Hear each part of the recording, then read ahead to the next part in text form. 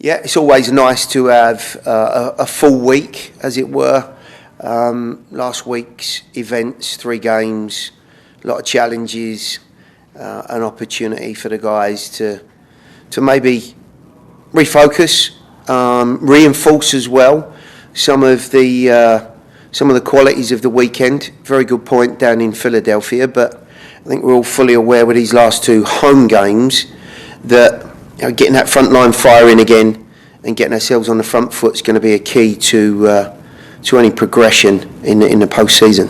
Thank you, Coach. We're going to open the floor for questions. Valer, go ahead, please. Hey, Gary. Well, good morning first. How have you seen the progress with Sam and Hani? I know we talked about that connection and that chemistry within Sam integrating into the team and everything. Has this week given you anything extra in terms of that specifically? Listen, the main emphasis and focus has very much been on, trying to get those relationships, that understanding, that timing of the attacking group.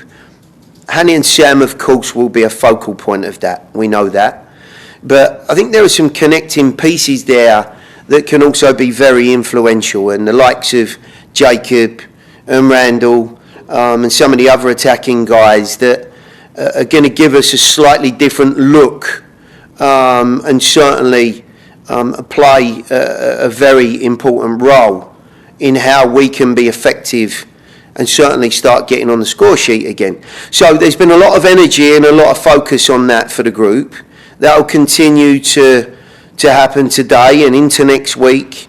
And as we prepare for the playoffs, I'm hoping that maybe some of the foundational strengths of the group that we saw last weekend in Philadelphia, and I think the group in general have always shown that commitment and that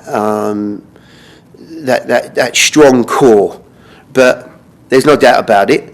Bit of sharpness, bit of invention, and a bit of inspiration is really the order of the day as we go towards not just New England, but of course New York the following week. Valer, if you have another question, please go ahead. Okay. You mentioned Randall there, and he's a guy coming back from international duty. He's gotten a good amount of minutes with your team, which is, I know, something you spoke about. He's a guy who wears his emotions on his sleeve a little bit, and you see him kind of frustrated at times during games because he's not getting the right shot or the right pass. Are you saying anything to him? Is your staff saying anything to him to kind of maybe get him back into form, because he's kind of slowing down a little bit since coming back from international break? Yeah, look, I think we can compartmentalise this easily. You can talk all you want. There can be discussions, and of course part of my job is to support the players, is to reinforce certain things that are needed within our group.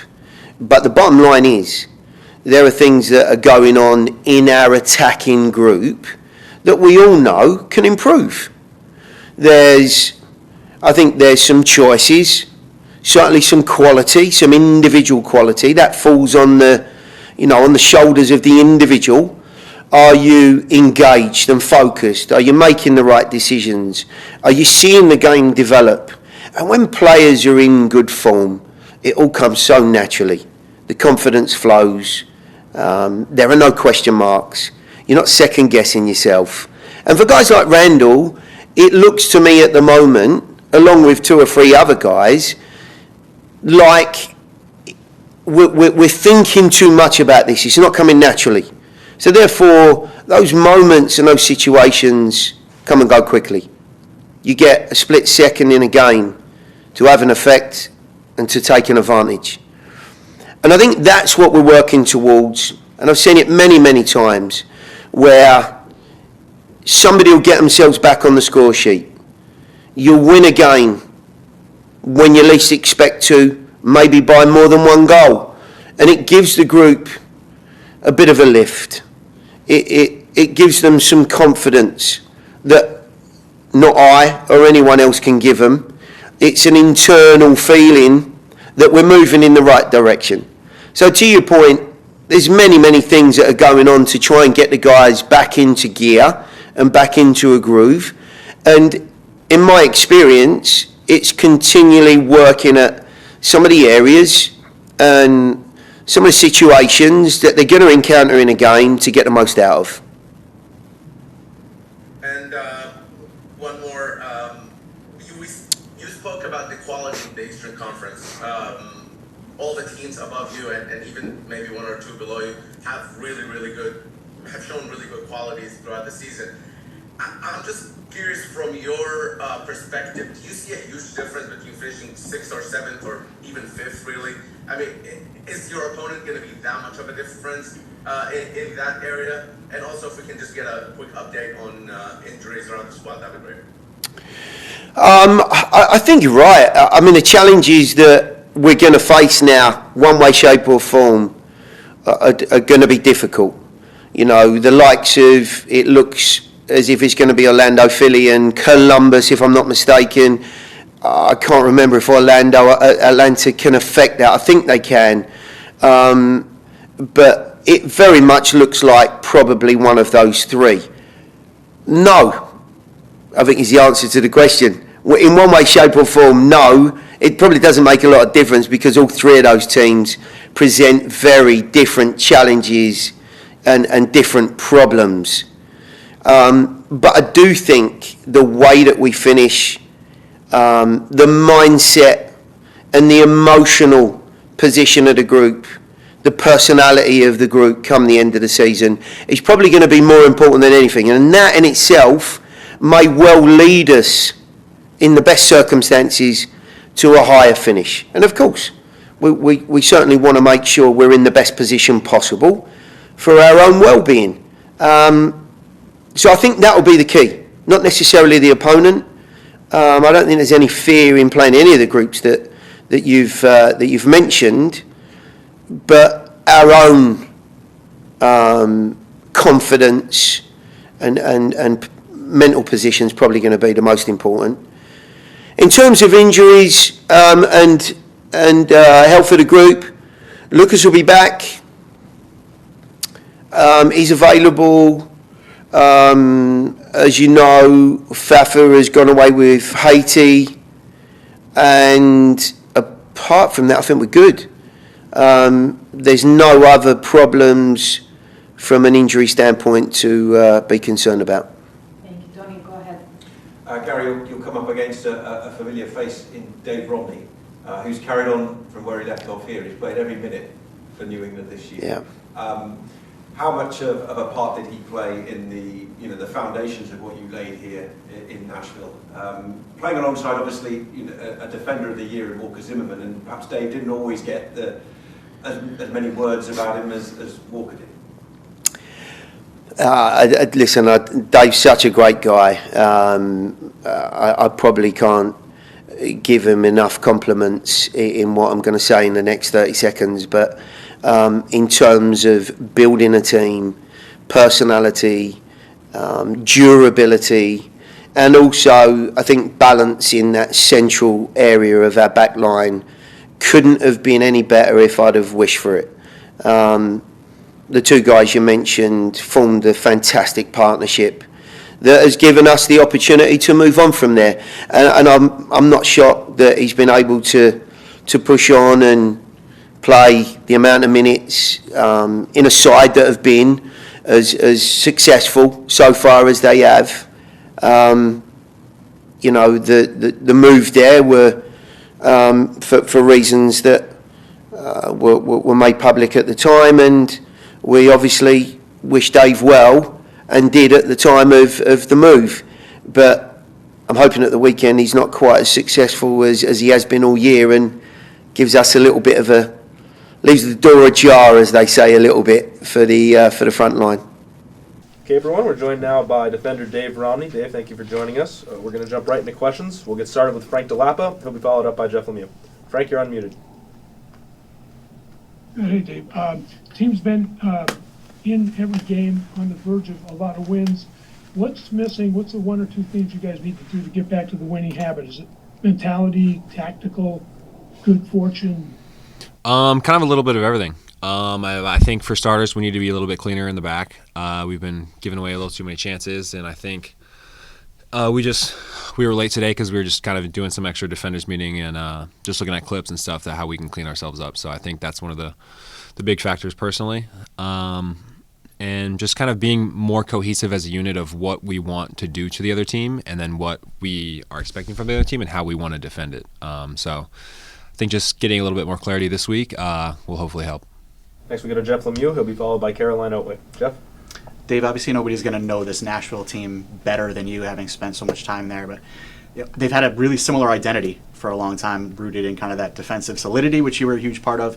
So as you prepare for a game against this team, what becomes some of the keys, and what kind of game do you have to expect against this group?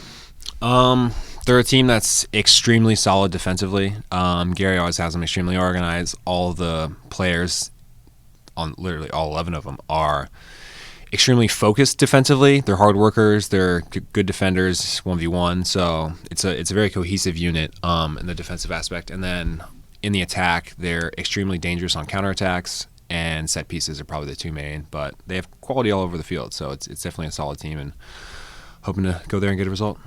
Next we go to Caroline Oatway. She'll be followed up by Sam Minton. Caroline?